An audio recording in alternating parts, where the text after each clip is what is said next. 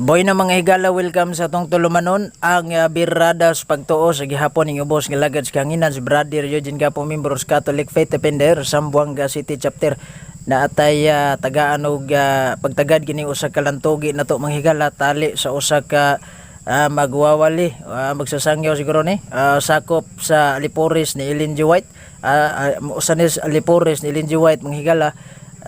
Si Brad Francis sa ni yang ngalan murag di mataka kuan ani. So ato ni saksihan mga higala ning iyahang pabarog bahin ning tima nga pamatud-an niya nga ang katawhan sa Dios gididan og kaon sa baboy sumala diha sa mabasa sa Biblia. Unya sa dihang ni ater tag panawag ani mga higala. Ni ater tag panawag ani wa man to natubag katulo ka bisis tang nanawag kaupat ba siguro to. Onya nagkalinggat siguro samtang nagkalinggat ni mga higala ni text siya nako ni text siya nga morning ni ang atat na atat yung guys kinahanglan pagkunotang magtuon amo nang ato ning saksihan ang maong lantoge. Hello, si Gapo ni Gapo. Yung karang signal bro. Si Gapo ni Gapo. Tutusan mo bro. Mangita kong signal mangita kong signal kay butol-butol buga. Tutusan ka bro. Mangita sa kong signal kay medyo marag putol-putol mang kagod. Kita yung signal mo bro. Parang gusto yung check. Hello, gina, klaro na. Sige ka na bro. Sige. Okay ka ito ako ang tema. May problema tong tema nimo kay imuham tong tema. Ito lang tong husayon. Ato ka ulit ka ito. Ay, ano mo na pabarog na kay inaunsa.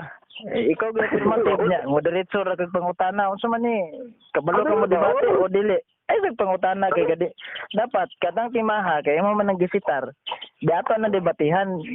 Kunya nagapangutana nako og imo nang time sa pagpangutana. Pagkasugod diretso na pagpangutana, dapat unta ako mangutana nimo kay ikaw affirmative. O duda mo mga kabalo mo debate. Wala mo do to kasabot yun sa mo. Baguhan mo. Sige na, pabarog na kay imo nang tema. Di mo ko gani na imong sayon niya. Pangutana to kaya uyon ba ta? Husay na gani, mo nang apang husayon pabarog na diha kay imo nang tema dapat affirmative ka. So ikaw ay mayaw-yaw ana 10 minutes o pila ka minuto. Tagaan kag time asa gusto nimo nga kuan ganang ang asa gusto nimo tama na imo yaw-yawon nimo tema. Ako na baliya ba lang kita ra ba ako na imo sulti si mo okay na to pagbigyan okay naman ko atong tema nimo nga kato atong debatehan. Problema gagama nagali ko og advertisement sa Facebook trending na kay to didto atong salamat sa imong gi-trend ay aware po dai sa wala problema na kay gama ra tag slide ani hang record ani ato ning ipost sa YouTube nako kay aron po na dunggan sa kadaghanan. Basig wala mo maklaro ko tiba o basig katong na si mong no nga tima mo imong gituohan nga kung pamatudan. Ya katong Katoliko ko Jawa. Dili lama. Okay, dili ang imong tema, di ba? Imong pamatud-an niya ang katawan sa Dios, gididaan sa karning baboy. Gididaan pag sa pagkaon. Sumala sa Biblia ra. Okay ka to. Wala referensya. Wala na. Sige na. Larga na gatong kuan. Murag atat na atat mong gugi kagod. Larga na kay gadali ko kay nabo ko'y trabaho. Sige. Okay. Daghang salamat Brother Eugene Gapo sa kagagulan nga imong gihatag meaning sa kapunon sa ato ang gibuhat o pagabuhaton nga pag kining ginatawag og argumento o dialogo sa ato ang pagtuo. So naging taka ang akong tema pamatud-an ko ang katawan sa Dios gidid-an sa pagkaon sa baboy sumala sa Biblia. Isip sa pagsugod sa ako ang pagpamatuod.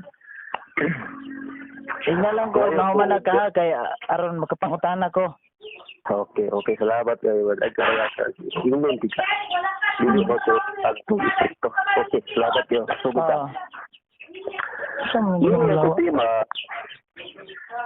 nga akong pamatud-an nga ang katawan sa Dios gidid-an sa pagpakaon sa baboy sumala sa Biblia. Klaro ug mabasa gid sa Biblia. Dili gyud himo-himo sa mga Adventista, dili po himo-himo nako. Kundi Dios gyud mo naghimo ano. Sa mabasa sa sumala sa Biblia. Kaya sa Deuteronomio Kapitulo 14, versikulo 2, 7 ug 8 ako matawara.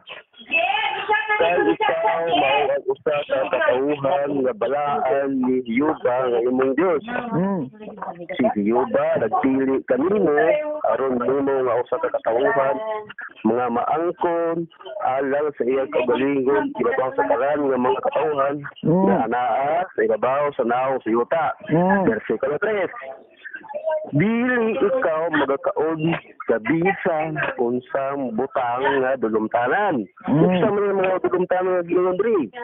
Versikulo 7. Bisan tariana, dili mo pagkatong katong mga nagapangusap sa kinaon unsa mga adunay kuko nga pikas. Kamilyo, ang libi, ug ang kuniho, kay nagapangusap sa kinaon, apan dili pikas ang kuko, mga mahugaw kini alang kaninyo. Versikulo 8. Ug ang baboy sa pikas ang kuko, apan wala mag-usap sa kinaon, hindi kini alang kaninyo. Sa unod nila, dili kamo magataon. Dili usab kamo maghikap sa patay nila kalawat. So klaro kayo ba Eugene, nga atong tema nabasa gyud sa Biblia. Usa nabasa man sa Biblia, ang akong tema nakabarog o tinuod. Musa karon gyud dali man ka katagan na kita sa panahon sa imong pagkakutana. Mora to? Mora to. Dali man ka. Di ko sa imong gadali. Dagaan kaya tikag tayo maroon. Kabalo man jud kong dagan, man jud kag iyaw-yaw. Pero mura magdadali po ka. O sige lang, ikaw mariging ang gadali po ka. Dili sa imong gadali ko. Pero gitagaan di kag pabor nga asa taman imong iyaw-yaw. Sige lang, dili pa ka lang. Sige. Pagkaginang sa pagkakaroon. Sige, salamat sa imuhang nindot, imuhang pabarog di ay. May tungod aning tema nga kalanon nya gidili ang tema nimo sa gihapon kini si Brother Eugene Gapo, Membros Catholic Faith Defender sa Buanga City Chapter maghapon sa tanan og may adlaw. Sa tema nimo nga imong pamatud-an nga ang katawhan sa Dios gidili pagkaon sa kining niyang baboy sumala sa Biblia.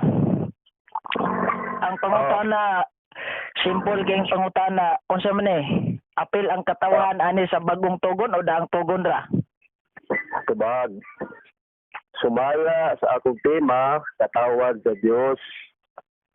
Musa katawan sa Diyos din mo, usara ka bahil, imuha na ng problema. Basta kaya akong giinon, katawan sa Diyos, plural, katawan sa Diyos. So, ilang bagong tugon, ane? Sumala sa akong gitubag, katawan sa Diyos ko, katawan din mo, usara ka bahil, imuha na ng problema. So, apel ang bagong tugon?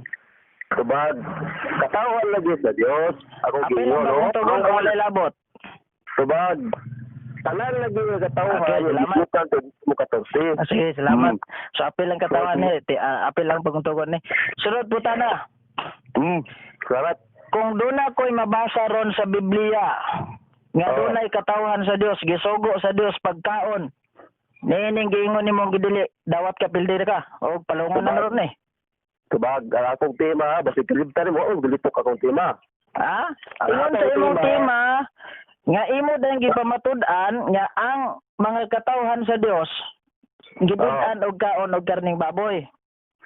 Kung doon ako'y mabasa ron sa Biblia nga naay katawhan sa Dios, gagitugot, gagigipakaon sa Dios, nya nang imong gidili, dawat kang pildi na ka. tubag. O mabasa rin mo sa Biblia, katawan sa Dios, gisugo pagpakaon og baboy, pildi ko. Okay, sige, basahon na. Oh, ito, objection ra, sa sapaw, kumuman. Ha?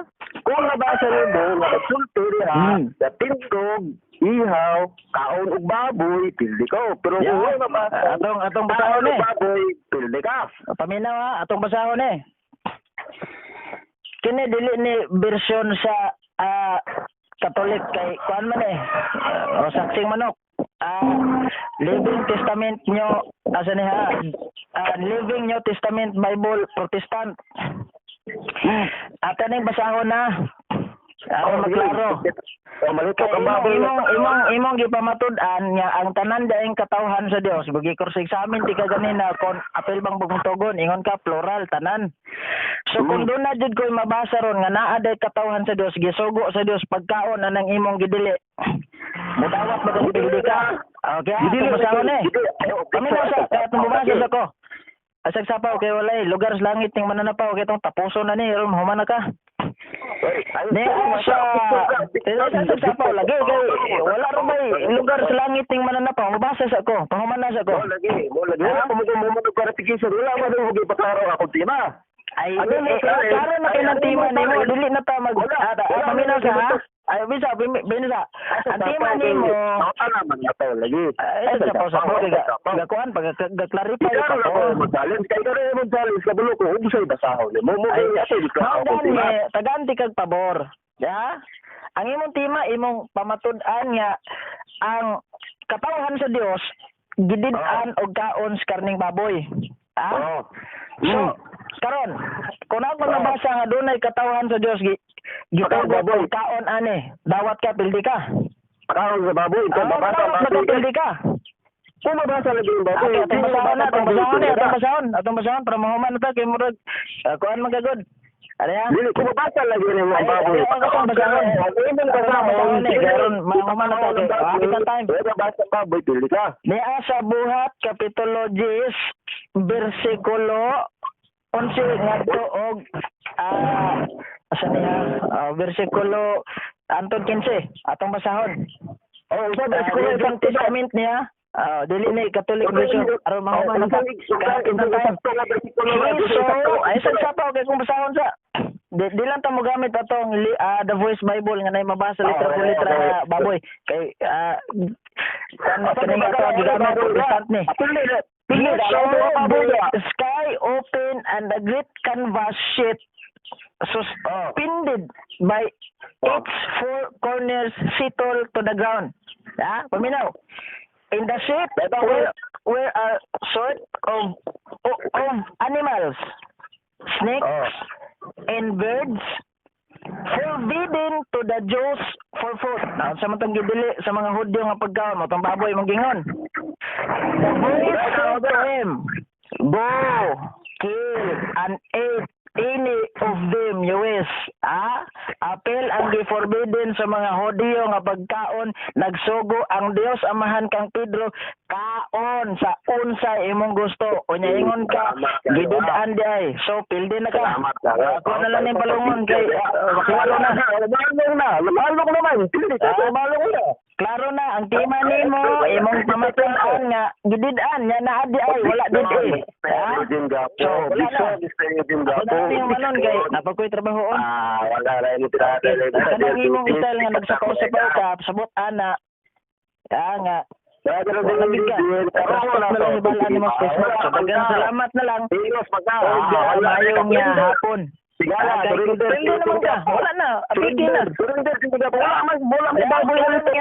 Amo tagibasa na to tong The Voice Bible kay maklaro ko pero ano to basahan ko kasi wing Catholic version to pero kani akong gibasa Protestant version ni sungon ni forbidden by the Jews follows unsa man ni unsa may laing gidili sa mga Hudyo alisod pug kadtong baboy sa imong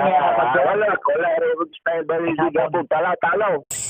Boy no manghigala atong giputol tong maong tawag tungod kay nakita na gid nato ang iyahang or ilahang kapildihan ni ini nga maong katarungan manghigala.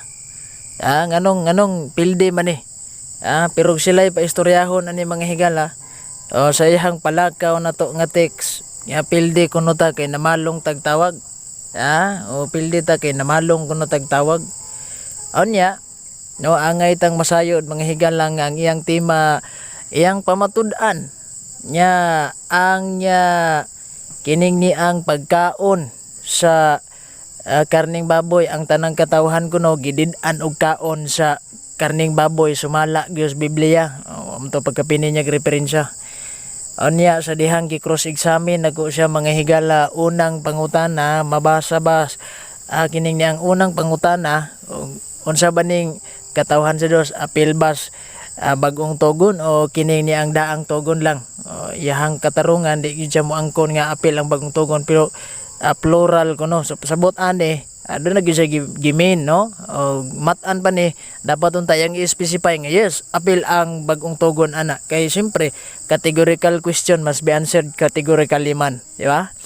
So muna nga iya lang masabot nga plural sabot ani tanang katawhan apil ang bago o apil ang daan og bagong tugon.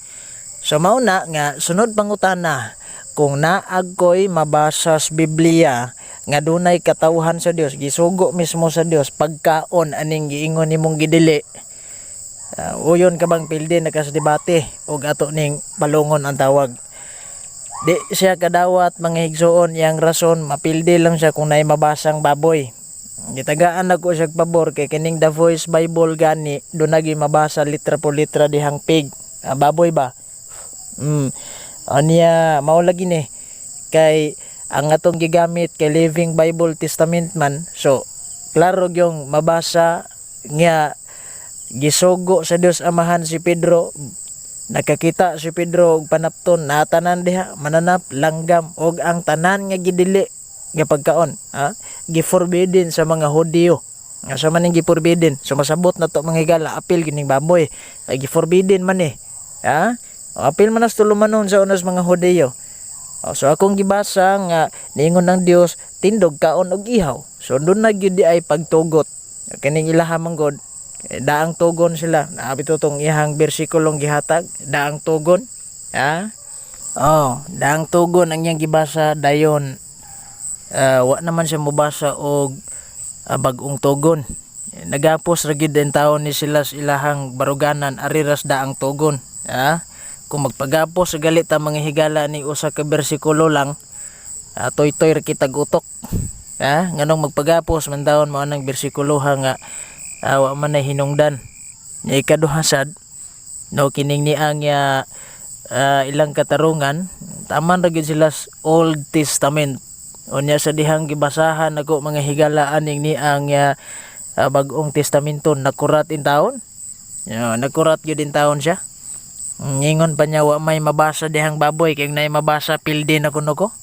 Unsam din ang giforbidden anang mga Hudiyo, wa dilabot tong baboy. Unya dili pagid na wa man na gimension diha mga higala kining ni sa buhat.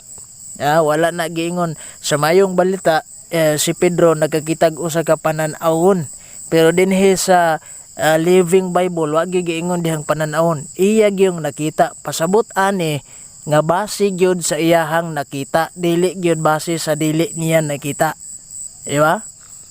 So unsa may giingon ato ning basahon. Nara, the next day as they were nearing the city, Peter went up on the flat roof of his house to pray. It was noon and he was hungry. But while lunch was being prepared, nagyanda mang pagkaon, he fell into a trance. Sa giingon, he saw the sky open. So good nakita ba? Di gyud ingon nga base sa wa niya nakita. And he great canvas and a great canvas sheet suspended, ato ning hinahinayog basa para masabtan yun, by its four corners settled to the ground. In the sheet were all sorts of animals, snakes and bird forbidden to the Jews for food. Unsam ning gidili. Ingon waday labot ning baboy. Okay, forbidden gunas mga Hodeo. So masabot na to mga higala, apil gyud ang baboy ani. Nga dito sa The Voice Bible Translation, do na gyud gisulat dito nga pig. Di lang nato to gamiton siya kay basin magkin uban na natural na kay inyo Catholic version. Never unsay gingon. The voice said to him, "Go, kill and eat any of them." Yuwes, so na gyud ay gitugot sa Dios Amahan nga magpakaon ta unya ilang hunahuna. Sige sila gingon nga dili ipakaon. Unsa man ni? Mauna nga perting pildiha gyud din taon niya sa katarungan. Paingon-ingon nga gidid ano nya naade wa did unsa man ning inyong Ginoo di kabalong molimpyo. Di na ta magisgot aning gilimpyuhan o wala limpyuhi. Ang isyu ani nga do na bay gipakaon o gitugot o wala. Muna nga pirti gyud akong gipawong na lang ning tawag kay nakita naman gyud nato nga wa gyud daganan. Ilaha puro sila ni trash talk. Manang balikan nato ning text message mga higala. Trash talk gyud kayo ang nahitabo. Balihon ning kalibutan ba. Bueno, salamat sa paminaw ning atong debate o pagtimbang-timbang hinaot tagahatag dugang katinawan. Ang sunod nga higayon sad kining ubos nga lagad Brother Eugene Gapo, membros Catholic Faith Defender Zamboanga City Chapter magayong kaninyod talay ko ng Dios og mayong adlaw kanatong tanan. God bless us all.